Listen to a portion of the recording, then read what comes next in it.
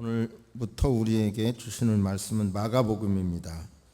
마가복음을 통해서 큰 은혜를, 살아계신 하나님을, 마가복음에 역사하신 하나님을 이 강의를 하는 중에 강의 설교를 통해서 크게 체험하게 되시기를 주의 이름으로 축복합니다. 1장부터 보십니다. 1장 1절부터 하나님의 아들 예수 그리스도의 복음의 시작이라. 선지자 이사야 이르되 보라, 내가 내 사자를 내 앞에 보내노니 그가 내 길을 준비하리라. 광야에 외치는 자의 소리가 있어 이르되 너희는 주의 길을 준비하라. 그의 오실 길을 곧게 하라. 기록된 것 같이 세례 요한이 광야에 이르러 죄사함을 받게 하는 회개의 세례를 전파하니 온 유대 지방과 예루살렘 사람이 다 나와 자기 죄를 자복하고 요단강에서 그에게 세례를 받더라. 요한은 낙대 털 옷을 입고 허리에 가죽띠를 띠고 메뚜기와 석청을 먹더라. 그가 전파하여 이르되 나보다 능력 많으신 이가 내 뒤에 오시나니 나는 굽혀 그의 신발끈을 풀기도 감당하지 못하겠노라. 나는 너희에게 물로 세례를 베풀었거니와 그는 너희에게 성령으로 세례를 베푸시리라. 아멘. 그동안 우리가 여호수아 말씀을 통해서 은혜를 나눴습니다. 하나님께서 허락해 주신 땅이라 하더라도 정복해야 되고 분배해야 되고 필요한 언약을 세워야 되고 갱신해야 된다는 말씀을 우리가 배웠습니다. 이제 오늘부터는 하나님께서 허락하시는 다면 계속해서 마가복음을 통해서 은혜를 나누게 되겠는데, 바라기는 그 마가복음에 나타난 하나님이 우리 시대에도 강력하게 재현됐으면 좋겠다 하는 마음으로 마가복음을 시작합니다. 여러분도 그런 기대 속에 마가복음을 기대하시고 사모하시기를 주의 이름으로 축복합니다. 저는 늦게 깨닫더라고요. 많은 걸 늦게 깨닫는데, 예를 들어서 샤워를 하잖아요. 그러면 얼굴을 잘 닦는 걸로 생각했죠. 머리를 잘 말리고. 근데 알고 보니까 이 얼굴이나 몸을 닦는 것보다 더 중요한 게 이게 발가락을 잘 닦는 거더라고요. 샤워하고. 그거 아세요? 왜냐하면 몸이나 이런 건 그냥 마를 수 있지만 이 발가락 쪽은 물기가 남고 양발을 신고 구두를 신으면 구두 속에서 뜨거워지잖아요. 그러니까 그렇게 하면 당연히 이 무좀이 걸리겠더라고요. 그러니까 가장 중요한 게 오히려 얼굴 닦는 것보다, 잘 닦는 것보다 샤워하고 나고 발가락을 닦아야 되는구나. 그걸 최근에 깨달았어요. 저는 참 늦게 모든 걸 깨닫는다 하는 생각을 했는데, 이 마가복음을 통해서도 배운 거나 아는 거가 아니라 계속해서 묵상하면서 하나님께서 주시는 음성을 정확하게 전달한다고 하면 저도 그렇고 여러분도 그렇고 살아계신 예수님을 또 체험할 수 있는 계기가 된다고 믿습니다. 우리가 신앙생활을 하지만 세상을 떠나서 살 수가 없죠. 그게 하나님의 뜻이 아니죠. 그러니까 불교의 신앙은 신앙 때문에 산속에 들어가지만 기독교 신앙은 세상 속에 들어와서 신앙생활을 하는 거가 근본적인 큰 차이가 있죠. 그래서 이 비유를 물과 배로 비유를 여러 차례 말씀드렸습니다. 배는 물이 없으면 뜰 수가 없죠. 그러나 배 속에 물이 들어오면 안 되죠. 침몰하죠. 우리의 신앙도 세상 속에 있어야 하지만 세상에서 떠나서 신앙생활할 수 없지만 세상의 문화가 교회 속으로 받아들여 버리고 신앙을 교회 속에, 신앙 속에 받아들이면 무너진다는 거죠. 그것을 많이 묵상을 해보셔야 될 거고요. 계속해서 오늘은 마가복음을 시작하면서 신앙인과 세상인과의 관계, 우리가 신앙인이지만 세상적인 것도 많이 추구할 수밖에 없고 필요한데 이 관계를 설탕으로 먼저 비유를 한 다음에 말씀을 열겠습니다. 설탕, 유럽에서 단맛을 깨닫고요, 단맛을 확보하기 위해서 아프리카를 점령해요. 그래서 거기다가 사탕수수를 심고 그걸 재배하기 위하여 노예를 만들더라고요. 그리고 그것이 거대 자본이 되고 또 그것이 항해술을 발전하는 계기도 됐더라고요. 참 작은 행동 하나가 이렇게 엄청나게 많은 영향을 미치는데요. 그런데 이 설탕이 긍정적인 것은 이 뇌의 절대적인 것, 뇌는 포도당만을 먹는데 설탕 속에 포도당이 있는 거예요. 단맛 속에. 그러니까 이 뇌가 필요한 단맛은 꼭 설탕 안에만 있는 게 아니라 쌀을, 곡식을 오래 씹어도 달게 느껴지잖아요. 그걸로도 충분한데, 그러니까 뇌를 위해서 단맛은 꼭 필요하지만 현대인들은 너무 지금 단맛을 많이 취하고 있다는 거죠. 제일로 많이 우리가 설탕을 먹는 게 커피 믹스, 그리고 식혜, 우리 전통적인 식혜도 설탕이 들어가요, 안 들어가요? 엿기름 위에도 설탕을 의외로 굉장히 집어넣더라고요. 또 저는 과일 음료, 천연 과일 음료는 설탕이 없을 거라고 굳게 믿었는데요, 자세히 보니까 과당이 있더라고요. 그러니까 단맛을 내는 종류를 제가 준비해 보니까 29가지가 되는데요, 만들어진 인공 단맛들인 거죠. 이것이 원가가 싸니까 오히려 이것을 또 많이 쓰는데요, 근데 이 단맛인 줄 알고 뇌가 이걸 흡수했다가 아니면 쉽게 말하면 되게 짜증내더라고요, 이런 것이.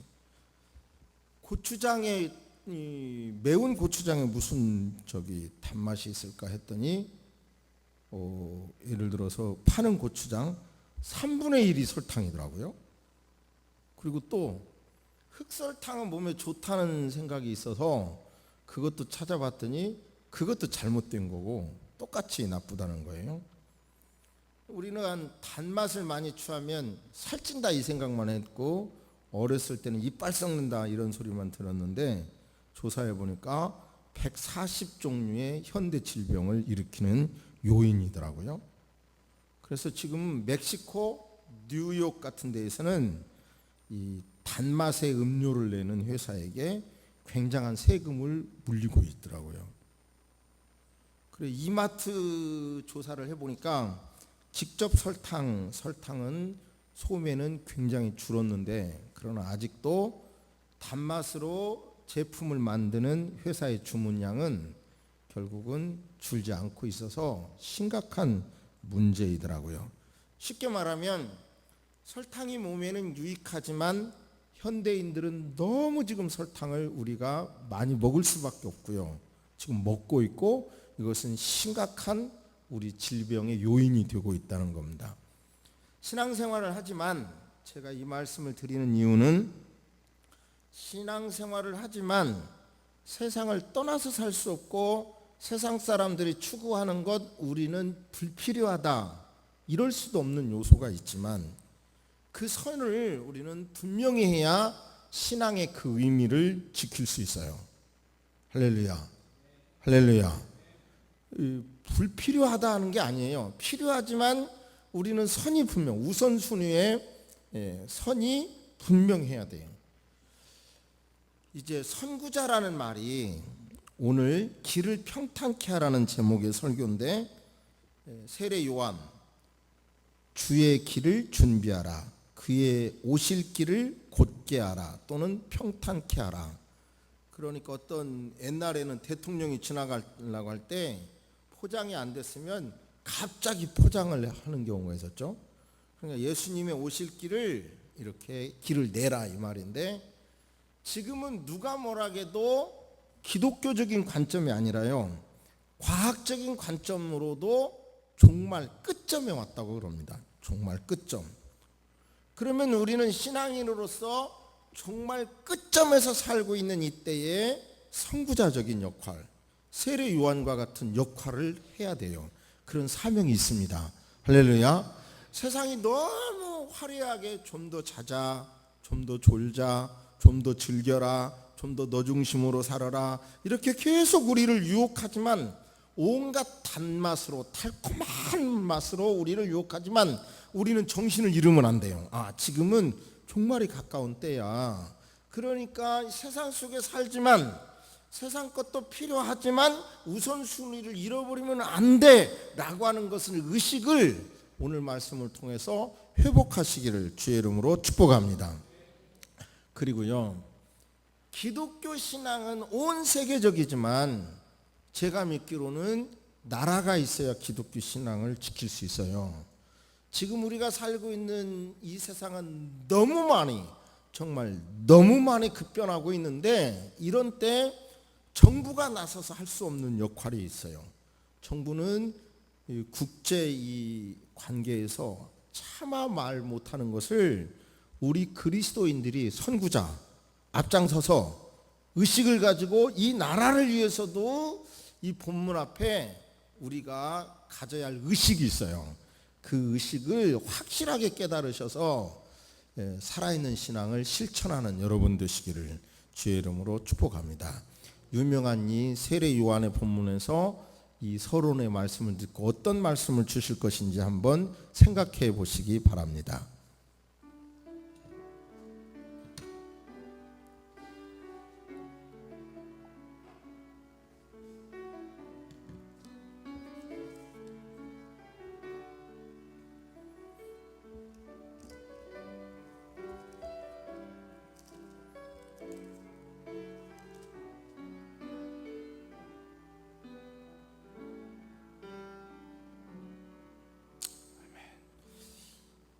잘 아시는 대로 인류를 창조하신 다음 선악과를 따먹지 말라고 하셨는데 그걸 어겼죠. 계약을 어겼어요. 어긴 그때 하나님께서 인류에게 하신 약속이 원시복음이라고 그러는데요, 내가 너로 여자와 원수가 되게 하고 내 후손도 여자의 후손과 원수가 되게 하리니 여자의 후손은 내 머리를 상하게 할 것이요 너는 그의 발꿈치를 상하게 할 것이니라. 창세기 3장 15절 말씀이 원시복음의 최초복음. 여자의 후손을 약속했어요. 메시아로, 구원자로. 그리고 하나님께서는 그 메시아를 주기 위하여 족장을 선택하시고 야곱의 12자손을 통하여 이스라엘을 이제 족속을 이룩하셨습니다. 그래서 이제 그들을 통해서 하나님의 뜻을 세계에 전달하기를 원하셨습니다. 그러면서 그들에게 하나님께서는 언약을 하시면서, 조건부 언약이죠. 이렇게 살라. 삶은 복을 주고 이렇게 살지 않으면 내가 징계하리라 했는데 그 언약을 어겨가지요. 그래 약속하신 대로 하나님께서는 이제 나라를 망하게도 하셨고 그들에게 여러 가지 말로 말씀하시다가 마지막에 말라기서를 통해서 예언하십니다. 성경을 읽어보면요, 마지막에 하나님께서 마지막 선지자로 말라기를 보내서 말라기 4장 15절 보십니다. 예언하실 것을 말씀하십니다. 4장 4절, 너희는 내가 호렙에서 온 이스라엘을 위하여 내 종 모세에게 명령한 법 곧 율례와 법도를 기억하라. 보라, 여호와의 크고 두려운 날이 이르기 전에 내가 선지자 엘리야를 너희에게 보내리니 그가 아버지 마음을 자녀에게로 돌이키게 하고 자녀들의 마음을 그들의 아버지에게로 돌이키게 하리라. 돌이키지 아니하면 두렵건대 내가 와서 저주로 그 땅을 칠까 하노라 하시니라. 5절 합독하십니다. 시작. 보라, 여호와의 크고 두려운 날이 이르기 전에 내가 선지자 엘리야를 너희에게 보내리니. 아멘. 그러니까 엘리야를 보낸다는 거예요. 이스라엘 사람들은 불교에서 말하는 환생, 엘리야가 다시 환생해서 나타날 것이야, 이런 기대를 가졌지만 들림받은 엘리야가 그대로 오는 것이 아니라 세례 요한이 온 거예요. 세례 요한이 왔으나 예수님의 평가로는 세례 요한을 거부했다, 이겁니다.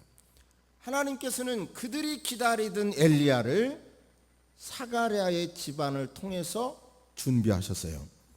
사가랴는 제사장이었잖아요. 그런데 나이가 많이 먹도록 임신을 못했어요. 그래서 과학적으로 완전히 아이를 낳을 수 없는 입장에서, 그 환경에서 하나님의 은혜로 아이가 임신된 겁니다. 그 사건으로 인하여 이제 벙어리도 되고 뭐 이러잖아요. 그런데 얼마 시간이 지난 다음에 마리아가 동정녀인데 하나님의 은혜로 또 잉태하게 돼요. 이 기가 막힌 사건, 인간의 이성으로는 이해할 수 없는 사건의 제안 앞에 마리아가 받아들이게 되죠. 예, 저는 주의 계집종이오니 순종하겠습니다. 받아들입니다. 받아들인 다음에 친척입니다. 친척. 마리아가 사가랴의 집을 방문을 해서 위로를 받습니다. 이미 이적적으로 임신이 된 걸 보고 자기의 임신도 그럴 수 있겠다라고 하는 믿음을 확고하게 갖게 되는 계기가 되죠. 여러 가지 모로 세례 요한은 길을 평탄케 한 사람인데, 이제 제가 추측할 수 있는 것은 세례 요한은 제사장 집안의, 현직 제사장 집안의 아들이고, 그리고 이제 예수님은 나중에 태어났잖아요. 목수 집안의 자녀로 태어났잖아요. 그러니까 어렸을 때에는 아마 세례 요한과 예수님은 친척이기 때문에 가까운 곳에 있었기 때문에 잘 같이 놀았어요. 손끝장난도 하고 같이 놀고 분명히 그랬다고 봐요. 그러다가 어느 순간에 세례 요한이 하나님의 뜻에 따라서 광야로 들어가게 됩니다. 광야로 들어가요. 광야로 들어가서 지내다가 때가 되매, 하나님께서 정하신 때가 되매 광야에서 나와서 즉 애언한 대로 그는 이제 소리로, 주의 길을 평탄케 하는 소리로 하나님의 거룩한 사역을 감당합니다. 그는 그 민족을 향하여 회개하라, 천국이 가까웠느니라, 돌이켜라, 천국이 가까웠느니라 외칩니다. 온 유다와 예루살렘으로부터 많은 사람들이 와서 세례를 받습니다. 그런데 문제는 세례는 받으면서 종교의식은 받아들이면서 그들의 중심은 받아들이지 않았습니다. 돌이키지 않았습니다. 회개라고 하는 것은 돌이키는 겁니다. 돌이키지 않았습니다. 세례 요한은 겸손하게 예수님만을 높입니다. 나는 물세례를 주지만 내 뒤에 오시는 분은 성령으로 세례를 주고, 나는 그분이 오시도록 하는 그 사명을 받은 것이고, 그리고 나는 그분의 신발끈을 풀기도 감당하기 어려운 위치다. 그는 흥해야 되겠고 나는 쇠해야 할 위치다. 그러면서 회개의 세례를 전파했어요. 예수님의 평가를 보면 사람들은 결국은 마태복음 17장에 보면 세례 요한을 거부했다. 세례는 받으면서도 엘리야가 이미 왔으되 사람이 그를 알아보지 못했고 임의로 대우했느니라. 이것이 예수님의 평가입니다. 그러니까 돌이키지 않은 거예요. 세례 요한의 사명은 초림의 예수, 첫 번째 오실 예수님을 준비하게 하고 받아들이게 했어요. 근데 거부합니다. 저와 여러분의 사명은 다시 오실 예수, 재림하실 예수, 그 예수님이 오신다라고 하는 것을 증거해야 할 사명이 있습니다. 할렐루야, 할렐루야. 그런데 우리의 문제는 예수 재림 이런 얘기는 하도 이단들이 많은 말을 하니까 정상적인 교회에서도 예수 재림을 말하면 뭐 이상한 거 아니야? 이렇게 생각을 하는 경향이 있거든요. 그러나 여러분, 성경은 분명히 예수님의 재림을 너무 많이 강조하고 있어요. 초림에 예수 오신다라고 하는 것을 거부할 수 있었고, 세례 요한을 이유 아닌 이유로, 이유 같지 않는 이유로 죽였지만, 그러나 그 징계는 나라가 망하는 것으로 나타났죠. 지금 저와 여러분도 입술이 있지만 예수님 재림할 것이라고 하는 것을 증거하지 않으면 더 큰 문제고, 증거하더라도 말 듣지 않는다고 하면 그것도 하나님의 징계로 나타날 것입니다. 미국에 유명한 설교자가 있어요. 캘리포니아에 있는 하베스트 교회의 대형 교회인데요, 영향력이 있는 목사님인데, 최근에 우리가 알고 있는 재림에 관한 이야기, 그거 말고요, 그걸 너무 심각하게 이 얘기를 해서 소개합니다. 그 목사님은 지금 재림, 종말, 인류의 종말은 기독교인의 관점에서만이 아니라 과학자나 정치가 입장에서도 지금은 말할 때가 됐고 인정할 수밖에 없는 때다. 이상 기후를 봐라. 그리고 원자폭탄, 그 IS도 가지고 있고 이슬람도 가지고 있고 북한도 갖고 있는 이런 원자폭탄이 굉장히 이제 현대화되고 초대형화되기 때문에 그런데 이런 것을 막는데 정치권 인사들은 실패했다. 그러면서 이제 그분의 얘기 속에 지금 세계는 굉장히 대단한 카리스마적인 지도자를 요구하고 있는데, 최근에 그런 설교를 했어요. 그게 바로 이제 적그리스도다. 얼마 전에 우리는 유럽 통합국이 지도자가 통합국 연방 대통령이 나오게 되고, 거기서 나온 대통령이 적그리스도다라는 주장도 있었는데, 근데 결국은 그것은 불발이었죠. 근데 다시 이런 주장을 하더라고요. 그러면서 이제 특이한 주장은, 이런 말세의 역할 중에서 미국의 역할이 없다. 그 이유는 뭐냐면, 미국은 세계 최강국의 힘을 현재도 점점 잃어가고 있어요. 사실 중국에 밀려가고 있어요. 그리고 핵 공격을 받아서 사실상 약해질 것이다, 미국은. 미국 목사님이 지금 이렇게 설교한 내용을 소개하고 있어요. 그러니까요, 우리가 생각해 보면 바이러스, 온갖 전염병, 이런 소식을 들을 때 우리는 몇 주 전에는 이것을 징계로 생각을 해야 된다, 죄의 결과로 생각해서 우리는 회개의 기로를 삼아야 된다, 이런 말씀으로 은혜를 나눴는데요. 그런데 마태복음 24장에 보면 전쟁의 소문이 날 거고, 그때는 마지막이 아니다. 나라가 나라를, 민족이 민족을 서로 대적하며 일어나는 건데, 처처에서 기근과 지진이 있으며 이럴 때가 재난의 시작이라고 그래요. 그런데 우리가 살고 있는 이때는 지금 뭐 갑자기 눈이 많이 왔다든지, 또는 뭐 비가 많이 왔다든지, 폭풍이 온다든지, 비가 안 온다든지, 이상기후, 그리고 온갖 병군의 이야기 많이 듣고 있잖아요. 그리고 또 이제 이런 어떤 기근의 문제, 잘 사는 것 같지만 상당히 기근을 오히려 겪어야 하는 우리 시대의 모습을 보면서, 저와 여러분들은 좀 더 자자, 좀 더 졸자 이럴 것이 아니라, 우리가 세상 속에 살지만 맞아, 재림의 때가, 약속하신 재림의 때가 가까워, 의식, 정신을 차리고 신앙생활해야 돼, 이런 의식을 가지시기를 주의 이름으로 축복합니다. 세례 요한이 초림의 예수님을 준비했다고 한다면, 저와 여러분들은 재림의 예수님, 아멘, 어서 오세요. 재림의 예수님을 영접할 수 있는 그런 환경을 만들기 위하여 우리가 신앙생활하고 그런 환경을 만들기 위해서 노력을 해야 될 줄로 믿습니다.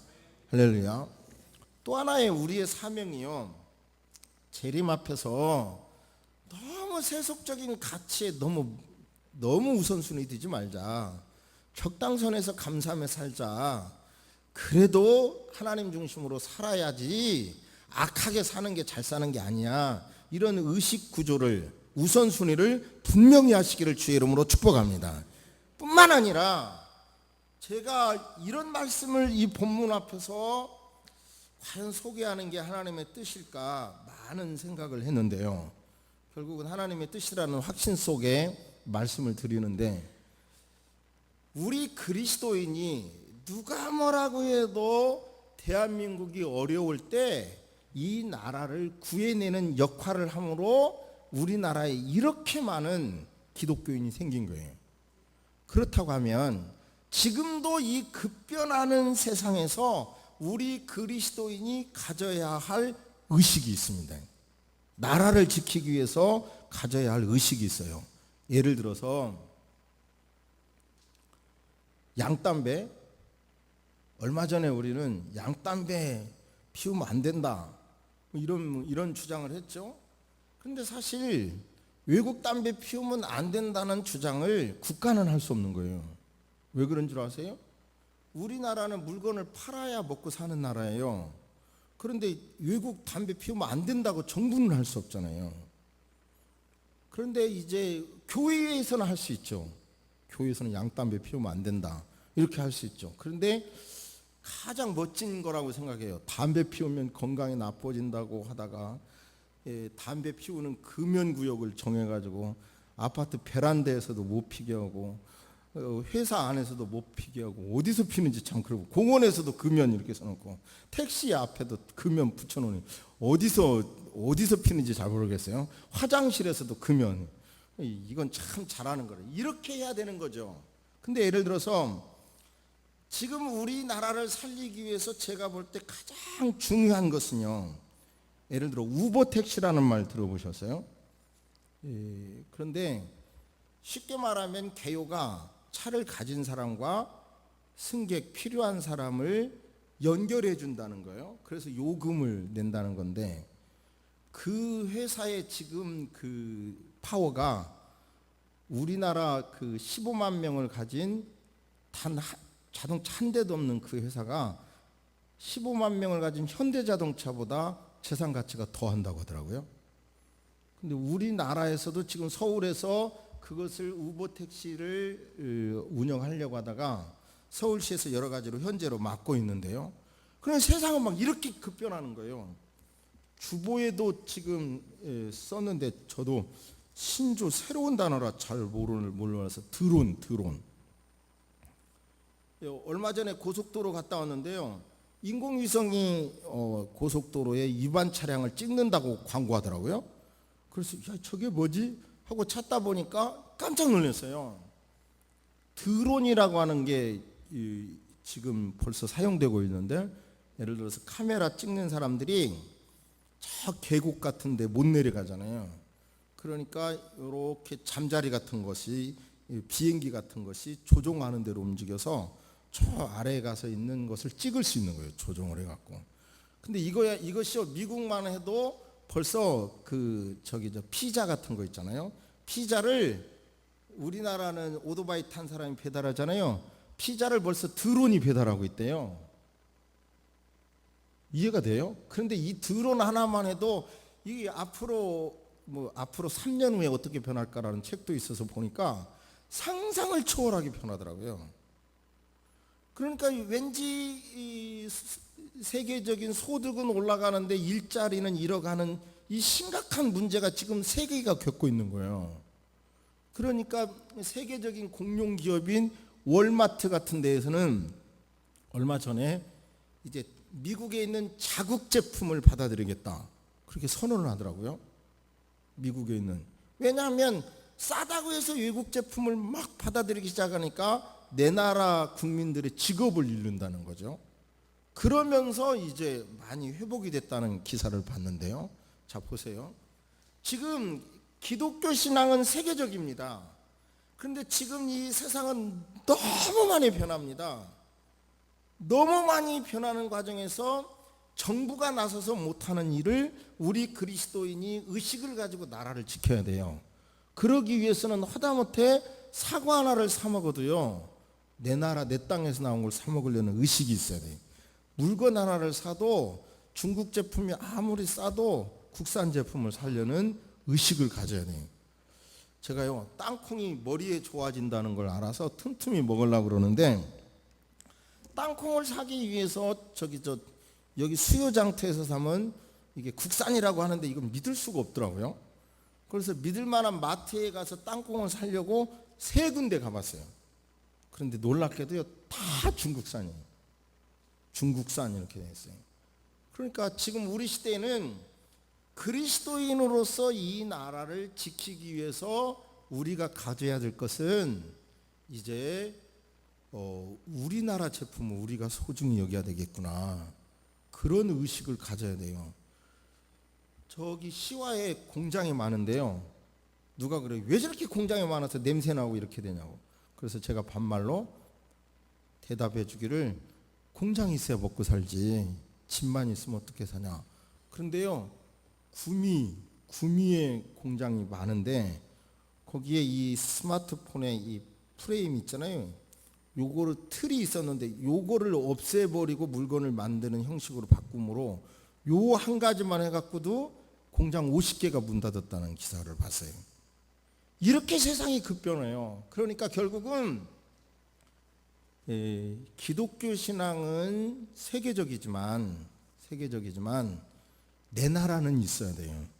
그러니까 정부가 못하는 이런 거 우리가 의식을 가지고요, 큰 것이 좋은 것이다, 이런 생각 제발 그만 깨시고 한 국민으로서 내 나라를 지켜야겠다는 의식도 가지고, 신앙인으로서 국가를 지키려는 마음, 또한 세상 사람들이 워낙 지금 세상으로 들어가는데 기독교인마저도 세상 맛에 너무 취해버렸어요. 단맛에 취했듯이, 설탕에 취했듯이, 설탕 안 먹으려고 해도 막 모든 것 속에 설탕이 너무 많이 들어가 있듯이, 기독교인이 하나님 중심으로 산다고 하더라도 너무 많이 지금 세상적인 요소가 있는데 의식을 가지고 잘라내시기를 주의 이름으로 축복합니다.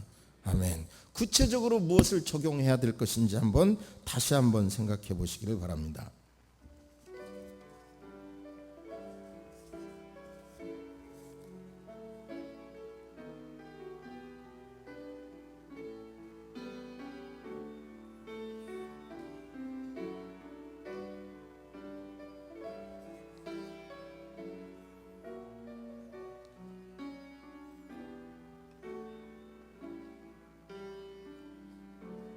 세례 요한이 광야에서 살았다.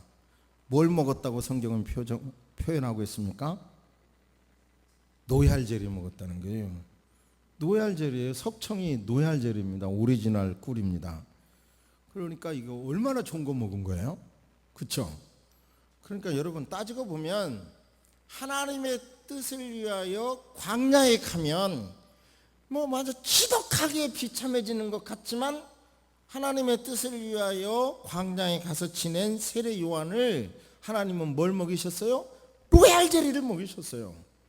저와 여러분들이 신앙대로, 신앙을 위하여 하나님의 뜻대로 살아가겠다고 할 때 따지고 보면 철저하게 비판, 어려워지고 고통당할 것 같지만 하나님께서는 그런 사람에게 로얄젤리로 책임져 주실 줄로 믿습니다. 믿음을 가지시기를 주의 이름으로 축복합니다.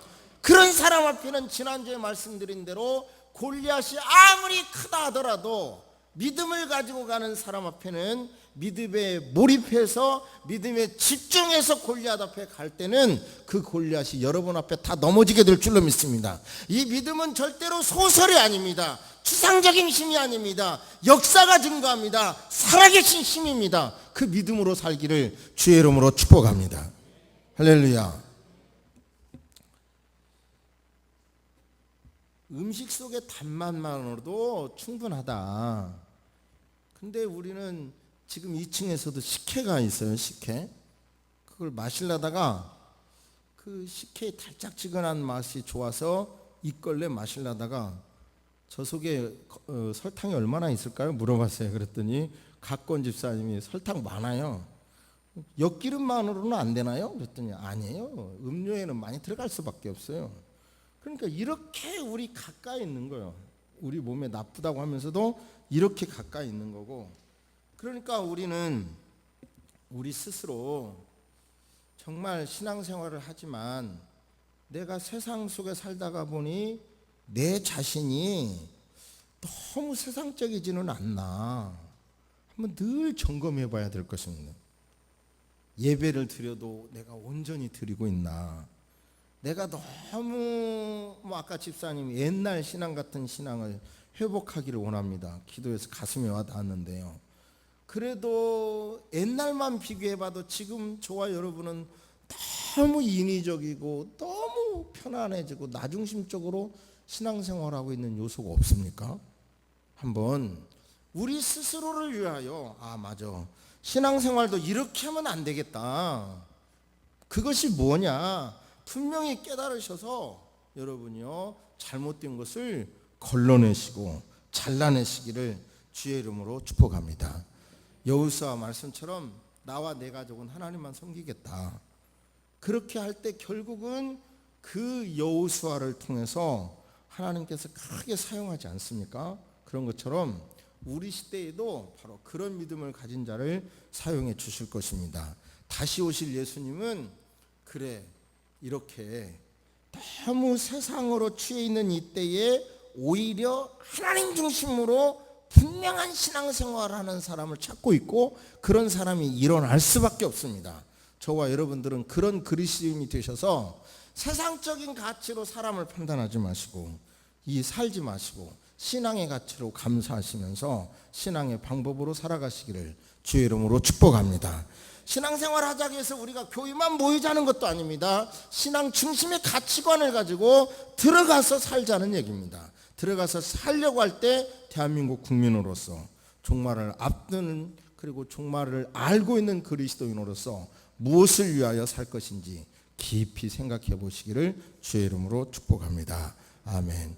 지금은 우리 주 예수 그리스도의 은혜와 우리 하나님의 놀라우신 사랑과 성령님의 감화 감동 교통하심이, 세례 요한 초림의 예수님의 길을 평탄케 하기 위한 사명을 받은 세례 요한, 그 세례 요한을 바라보면서 재림 앞에 사명자로 부르심을 받은 나라는 것을 깨닫고 나는 무엇을 버려야 되고 무엇을 따라가야 하지 않으며 어떤 것에 우선순위를 두어야 되고 이 나라를 지키기 위해서는 무엇을 해야 되는가를 깨달은 모든 성도 위에 이제로부터 영원토록 함께 있을지어다.